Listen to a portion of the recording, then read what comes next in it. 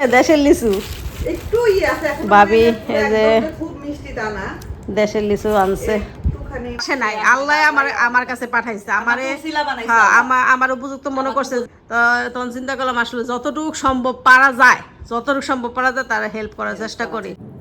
মাংসটা একদম এত সুন্দর নরম হয়েছে, খুব মজা হয়েছে, একটু ঝাল হয়ে গেছে। তো আমার জন্য চলে, আমি আবার একটু ঝাল খেতে পারি। এই তো মাংস রান্নাটা প্রায় কমপ্লিট। আমি এখন এখানে 1 চামচ। আসসালামু আলাইকুম, কেমন আছেন সবাই?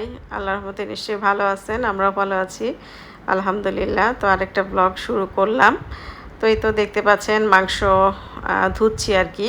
তো আমি গরুর মাংস রান্না করেছিলাম, তো সেটা রেসিপি আজকে শেয়ার করব। তো মাঝে মধ্যে তো অনেকে রেসিপি চান যে আপু রেসিপি দেন, ভাবলাম যেহেতু হাতে একটু সময় আছে, অর্ডারে তেমন কোনো কাজের চাপ নেই, তো এই জন্য আর কি রেসিপিটা শেয়ার করতে পেরেছি বা প্রথম থেকে দেখিয়েছি যে আমি কীভাবে দেই।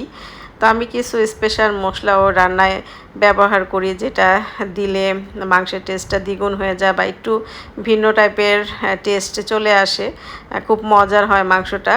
তো পুরো ভিডিওটা দেখলে আপনি বুঝতে পারবেন আমি কি দিই।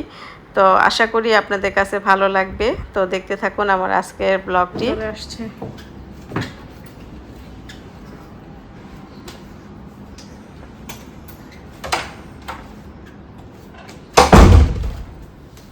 এখন গরুর মাংসটা বসাই দিব। তো এখানে আমি তেল দিয়ে সব রকমের গরম মশলা দিয়ে দিছি। তো গরম মশলা দিয়ে এখন পেঁয়াজটা দিয়ে দিব। পেঁয়াজ 1 কাপের একটু বেশি হবে, 1.5 কাপের মতো হবে আর কি। কারণ আমার বাসায় গরুর মাংসের একটু ঝোলটা বেশি লাগে। ঝোলটা মানে রায়ানের বাবা রায়ান খুব পছন্দ করে। আমার একটু ঝোল হলেই হয়ে যায়, তাদের শুধু ঝোল লাগে বেশি।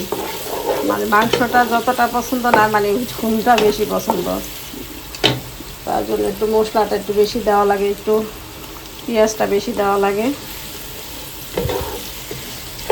এখন পেঁয়াজটা ভাজবো আমি কিন্তু সবসময় এই গরু মাংসটা কষাই রান্না করি, আমার কাছে কষাই ভালো লাগে। মানে আছে না, এক একজনের হাতে এক এক রকমের স্বাদ। তো মনে করেন না সাজায় রান্না করলেও কিন্তু মানে হাতে মাখায় রান্না করলেও কিন্তু এটা মজা হয়, কিন্তু আমার হাতে কষানোটাই মজা হয়। আমার হাতে আবার হাতে মাখায় বসাইলে ওটা তেমন একটা মজা হয় না। এক একজনের হাতে এক এক রকম আর কি, এক একভাবে খাবারটা মজা হয়। ওই আর কি ছোটকাল থেকে যেরকম দেখে আসছি, আমার মা যেভাবে রান্না করছে বা আমাদের বাড়ির সবাই আমার মা চাচিরা যেভাবে রান্না করছে, তো ওইভাবেই আর কি রান্না করি রান্না করার চেষ্টা করি। ঠিক আছে, পেঁয়াজটা ভাজা হোক। এখানে আর একটা জিনিস দিব, পেঁয়াজটা ভাজা হলে। আর এই যে আজকের ওয়েদার অনেক সুন্দর। আজকের ওয়েদার, আজকে শুক্রবার, জুম্মার দিন। কি যে ভালো লাগে ওয়েদারটা, মানে কি বলবো, মালয়েশিয়ার এই মানে ওয়েদার, এই পরিবেশের জন্যই মালয়েশিয়া ছেড়ে অন্য কোথাও যেতে ইচ্ছে করে না। মানে এতটা ভালো লাগে থাকতে থাকতে। প্রথম দিকে মানে আসার পর মানে মিনিমাম 1 বছর পর্যন্ত বা 1.5 বছর অনেক খারাপ লাগছে দেশের জন্য, যে না দেশে চলে যাব বা যাই গিয়ে ভালো লাগে না। 1 বছর পর্যন্ত অনেক খারাপ লাগছে, কিন্তু থাকতে থাকতে এখন এত ভালো লাগে মালয়েশিয়া, দেশে যাইতে ইচ্ছা করে না। এই আর কি আর করার, আল্লাহ যদি রিজিকে যেদিন না লাগবে সেদিন তো চলে যেতে হবে, কিছু করার নাই। এখানে তো আর আমরা পার্মানেন্ট না, যেদিন রিজিক উঠে যাবে সেদিন চলে যেতে হবে। এটা ভাজা হোক, টুকটাক ধোয়া আছে, ওগুলো একটু ধুই আর শাকটা কাটি। এই আমার আজকে রান্না বান্না। আর দেরি হলো সমস্যা নাই, কারণ আমরা খাবো সেই আসরের পরে। নাস্তাই খাইছি অনেক দেরি করে। আর রায়না বাবা অবশ্য রোজা, এই জন্য রায়না বাবা খায় নাই, আমি একাই খাইছি। আমি রোজা রাখি নাই, আমি হচ্ছে রাখবো ইনশাল্লাহ, শেষের 2টা রাখবো আর কি, মানে ঈদের আগের দিন এবং তার আগের দিন ওই 2টা রাখবো।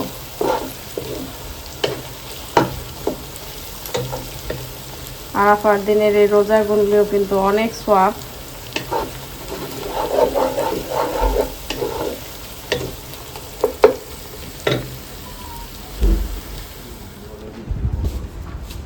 দুইজন নামাজ পড়তে চলে যাচ্ছে, জুম্মা ভাইয়ান স্কুল থেকে এসে গোসল করে। আল্লাহ হাফেজ। তো পেঁয়াজটা আমি একটু হালকা ভেজে নিলাম, ভেজে তো এখন হচ্ছে দিয়ে দিলাম বেশ কিছু পরিমাণ টমেটো কুচি। এখন টমেটোটা একটুখানি ভাজবো, তারপর হচ্ছে মশলা যা যা দেওয়া সব দিয়ে দেবো। যা যা মশলা আমরা দিই সাধারণত, আদা রসুন বাটা, হলুদ মরিচ।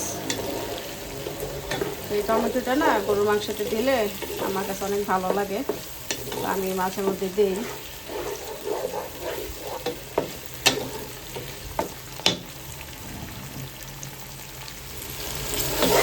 টমেটোটা একটু ভেজে তারপরে হচ্ছে আমি এখানে এই যে মশলাগুলো নিয়ে নিছি। এখানে আদা রসুনের পেস্ট, আর হচ্ছে এই যে উপরে যেটা, এটা হচ্ছে জিরা আর ধনিয়া, কাঁচা জিরা আর কাঁচা ধনিয়া বাটা। এটা আমি মাংসতে দিই, এটা আমি করে রাখি, মাছের মধ্যে থাকলে দিই, আর না থাকলে গুঁড়াটাই দিই। এখন আছে যেহেতু দিয়ে দিলাম।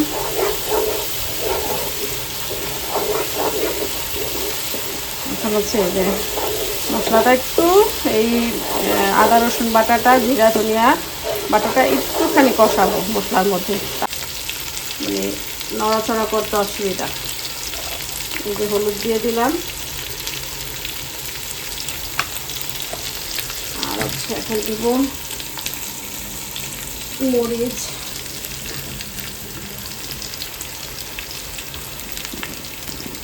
এক হাতে মোবাইল ধরে এক হাতে রান্না করতেছি। মরিচটা একটু বেশি দেবো, একটু ঝাল ঝাল লাগবে আর কি।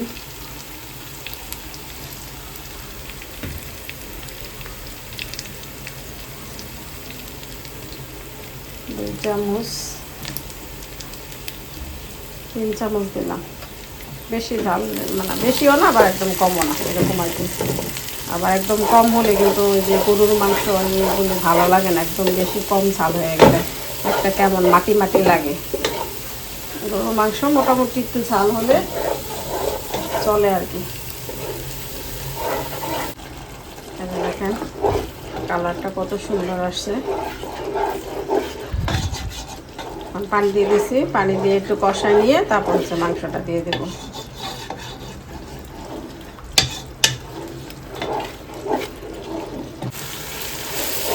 আমি হচ্ছে মশলাটা একটু কষাই নিলাম। দেখেন ওপরে তেলটা ভেসে আসছে, মশলাটা কষানো হয়ে গেছে।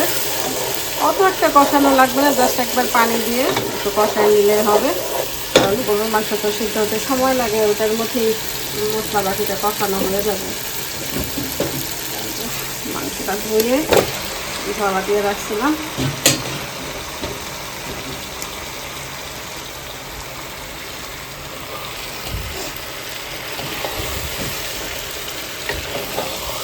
জানি না মরিচ কি আবার বেশি ঝাল হয়ে গেল নি, আল্লাহ জানে। একটু ঝাল খেতে গিয়ে মনে হয় বেশি মরিচ পড়ে গেল, 4 চামচ দিয়ে ফেলছি। এখানে প্রায় 2 কেজির মতো মাংস হবে।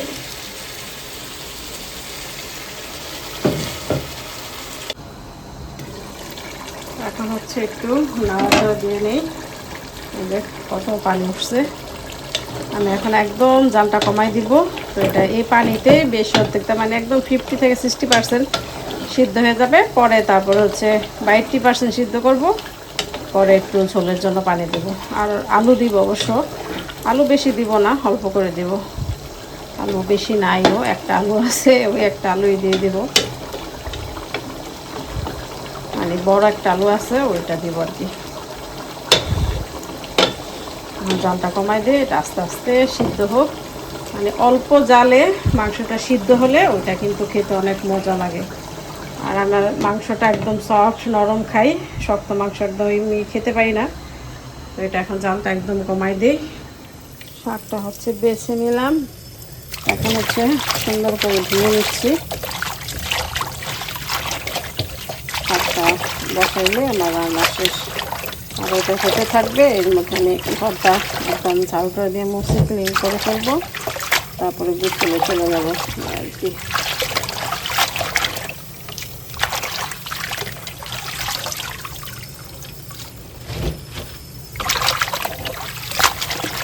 আসলে কাজ টাজ না থাকলে সারাদিন শুয়ে বসে থাকতেও কিন্তু ভালো লাগে না। এই 2 দিন আমার রান্না ছিল না, আমি সারাদিন শুধু মোবাইল দেখছি। রান্না ছিল না, অর্ডারেরও কোনো কাজ ছিল না, অর্ডারের রান্নাও নাই। মানে রান্না বলতে যে ফ্রিজে একদিন রান্না করে রাখি, হয়ে যায় কয়েকদিন চলে যায় আর কি। তো সারাদিন শুধু মোবাইল দেখছি, মোবাইল একদম শুই, কিছুক্ষণ বসি, কিছুক্ষণ হাঁটি, এরকম করে দিন গেছে। আর সারাদিন মোবাইলের উপরে চলছে দিন। তো চিন্তা করে দেখলাম আসলে মানে অবসর থাকলে ও ভালো লাগে না, একদম সারাদিন টুকটাক কাজ না থাকলে কত রেস্ট নেওয়া যায়, তাই না? সারাদিন রেস্ট নিতে নিতে তারপর রেস্ট নিতে বোরিং লাগে।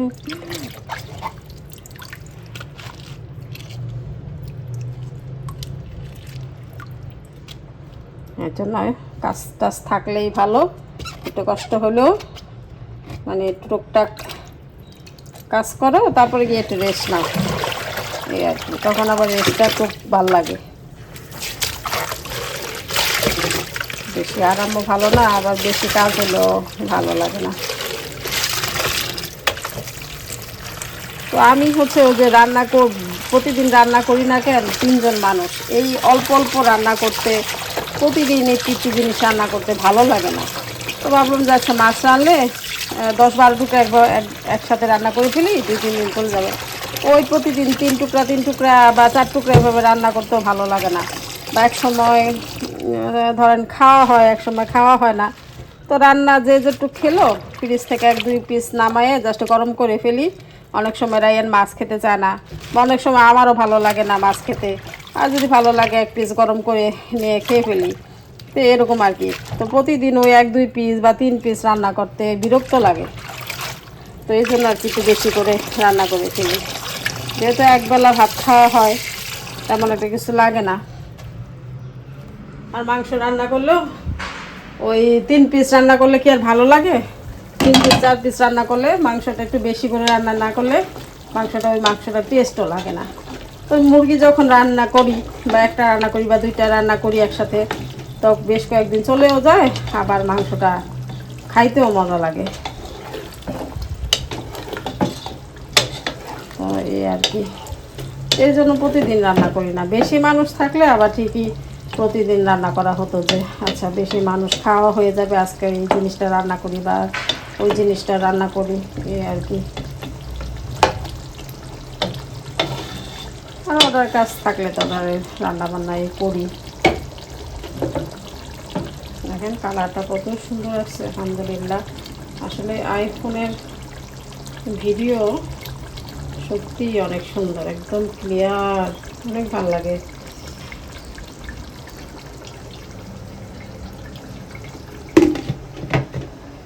তো এই যে এই পাতিলাটা, মানে আমার এই পাতিলাটার কাহিনী বলি একটু আপনাদের। এই পাতিলাটা আমার মানে অনেক বছরের, কবেরকার সেটা বলি। এই পাতিলাটা কিন্তু অনেক ভালো। এই যে দেখেন, এই যে আমি একটু নাড়াচাড়া দেখাই। আমি যদি একদম অনেকক্ষণ পর্যন্ত এটা মানে বসায় রাখি না, সহজে যে মানে লাগে না কড়াইটা, মানে পাতিলাটা এত ভালো, ননস্টিকের পাতিলাটা। এটা হচ্ছে আমি বাংলাদেশ থেকে নিয়ে আসছিলাম, যে মানে ফার্স্ট যখন আমি আসি একবারের জন্য, তখন আমি এটা বাংলাদেশ থেকে নিয়ে আসছিলাম। তো তখন এই পাতিলাটা দিছিল আমার বড় বোন জামাই, আমার বড় বোন দিছিল আর কি। আমার যখন বিয়ে হয়, আমার তো 13 শেষে বিয়ে হয়েছে, তো 14তে মনে আসছিল, মানে একদম 13 ডিসেম্বরে। তো 14তে এই পাতিলাটা কিনা হয়েছে। আমার বাসায় যখন আমার বড় বোন আর বড় বোনের জামাই ফার্স্ট আসে, তখন মানে আমাকে দেখতে আসে, তখন হচ্ছে এই যে পাতিলাটা নিয়ে আসছিল। তো দেখেন আগের পাতিলা কত ভালো, আমি কিন্তু বাংলাদেশ থাকতে পাতিলাটা মানে অনেক ইউজ করছি, তারপরে এখানে আসার পরেও ইউজ করছি। তো মানে ইউজ করতেছি, মাঝখানে কিছুদিন অফ ছিল, ভিতরে রেখে দিছিলাম, তো পরে মানে খেয়ালই না আমার এই পাতিলাটা যে আমার আছে। তারপর ওদিন দেখলাম যে আল্লাহ, এই পাতিলাটা তো আমার ইউজ করাই হয় না, প্রথম দিকে অনেক ইউজ করছি। তো দেখেন একটু পাতিলাটা কোনো কিছু হয় নাই, এত ভালো। তখনই এই পাতিলাটা 1700 না জানি 2000, এরকম 2000-এর মধ্যে আর কি আমার বোন জামাই কিনে দিছিল। পাতিলাটা এত ভালো, এটার মধ্যে রান্না করতে আমি এত আরাম পাই, কোনো কিছু লাগে না, সুন্দর মতো হয়। আগের ননস্টিকের পাতিলাগুলি আসলে অনেক ভালো, এখনকার যতই দাম দিয়ে ননস্টিকের পাতিলা কিনি না কেন, মানে কিছুদিন রান্না করলেই মানে ওই তেলা জিনিসটা, তৈলাক্ত ভাবটা থাকে না, নিচে লেগে যায়। এই হলো কথা। পাতিলাটা রান্না করলে সে আমার আগের কথা মনে হয় যে কত আগের পাতিলা, সে 14 সালে কিনছে, এখনো পাতিলাটা ইউজ করতেছি, কিন্তু পাতিলাটা কিচ্ছু হয় নাই। তো এই যে আমি এখন পুঁই শাকটা বাগার দিব, পেঁয়াজ রসুন ভেজে জাস্ট বাগার দিয়ে দিলাম। পুঁই শাকের সাদা বাগারটা খেতে আমার কাছে অনেক ভালো লাগে।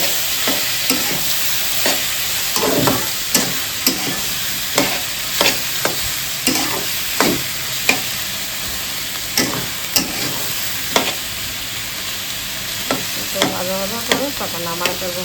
দেখেন কালারটা, শাকের কালারটা কিন্তু কত সুন্দর এসেছে, বুঝে আছে।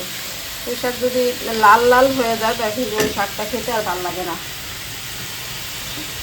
আর এই যে মাংস তো কষানো হচ্ছে, মাংস হইতে সময় লাগবে অনেক, জাল কমায় রাখছি, আস্তে আস্তে সিদ্ধ হোক, তারপর পরে একটু ঝোলের জন্য পানি দিয়ে দেবো আর কি। এই তো মাংস রান্নাটা প্রায় কমপ্লিট। আমি এখন হচ্ছে এখানে 1 চামচ শাক বাটা দিয়ে দিলাম।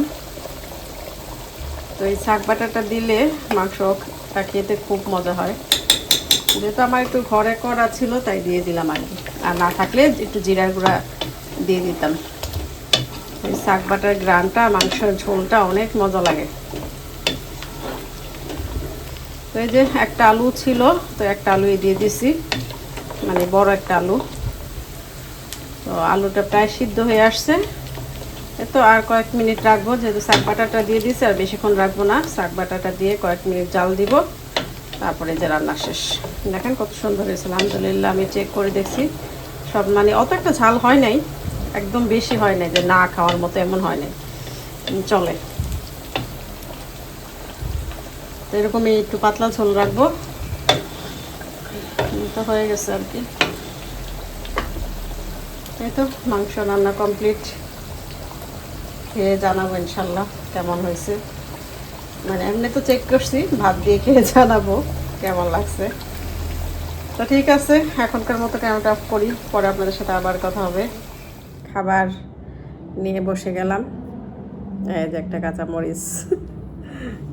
তো আজকে হচ্ছে রায়ান আজকে শাক খাইছে, আমি বললাম যে আজকে টাটকা শাক, এই শাকটা খাও, বলো যে মজা হয়েছে শাকটা। আর রায়ানের বাবা হচ্ছে রোজা, তো একদম মাগরিবে আজান দিলে খাবে। আর আমি ওই আমার টাইম মতো, মানে 6টা বাজলে ক্ষুধা লাগে, এর আগে ক্ষুধা লাগে না, ওই খেতে খেতে অভ্যাস হয়ে গেছে। যখন ডায়েট করছি তখন তো 6টার দিকেই খাইছি, তো এখন আর ক্ষুধা লাগে না, তখন এই 6টা বাজে খাই। বিসমিল্লাহ।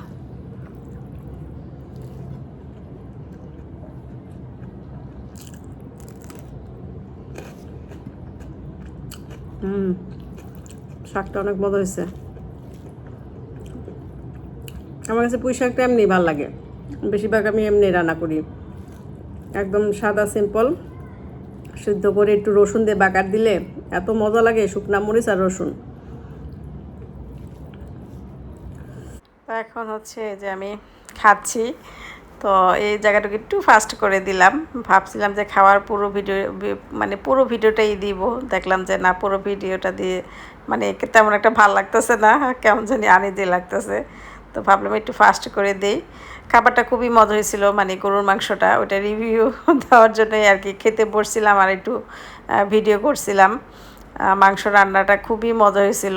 রায়না বাবা খেলো, যে পরে বললো খুবই মজা হয়েছে, আলহামদুলিল্লাহ।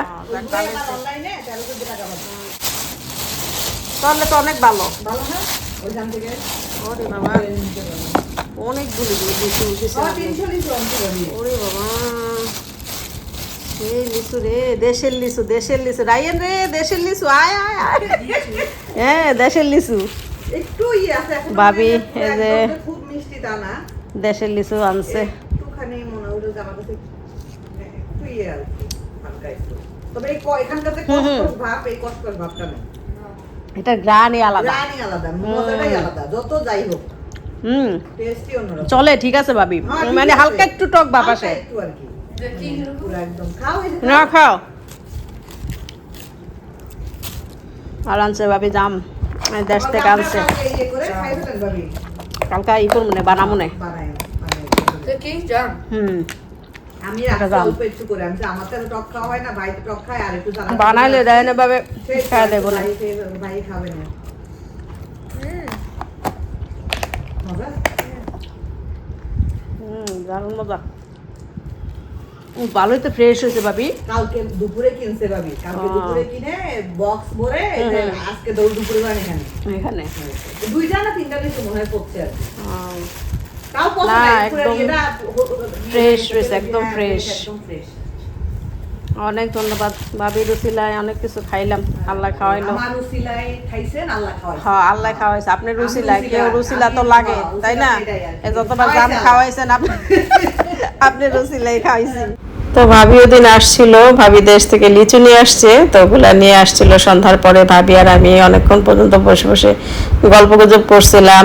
আর হচ্ছে ওই যে আমি আইফোন কিনছি নতুন, এই ডেট করতে গেলে অনেক সময় অনেক কিছু ভুলে যায়, তখন আবার ভাবিকে বলছিলাম ভাবি একটু দেখাই দিয়েন, তো ওইটাও ভাবি দেখাই দিল। আমি অনেকক্ষণ পর্যন্ত কথাবার্তা বললাম। তো ভাবির মনটা একটু খারাপ, মানে একটু খারাপই যাচ্ছে। ভাবি ইদানিক আমার সাথে একটু কমই কথা বলে। ভাবি নিজেই বলতেছে যে ভাবি দেখেন না, আপনাকে আমি অনেক দিন হয়েছে ফোন দিই না, একটু কম কথা বলতেছি। তো আছে একটা বিষয় নিয়ে আর কি ভাবির একটু মন খারাপ, সেটা আর আপনাদের সাথে শেয়ার করতে পারতেছি না। আমি আবার দুষ্টামি করে বলতেছি, হ্যাঁ এখন থেকে দেখা হলেও মানে ইগনোর করবেন, এমন ভাব নেবেন যে আমাকে চিনেনি না। তো এরকম নিয়ে আমরা দুষ্টামি করতেছিলাম। আসলে সব সময় তো সব কিছু বলা যায় না, তো এই আর কি ভাবির মনটা একটু খারাপ ছিল, তো এটা নিয়ে কথাবার্তা বলতেছিলাম। তো এই ছিল আমার আজকের ব্লগটি। সবাই ভালো থাকবেন, আল্লাহ হাফেজ।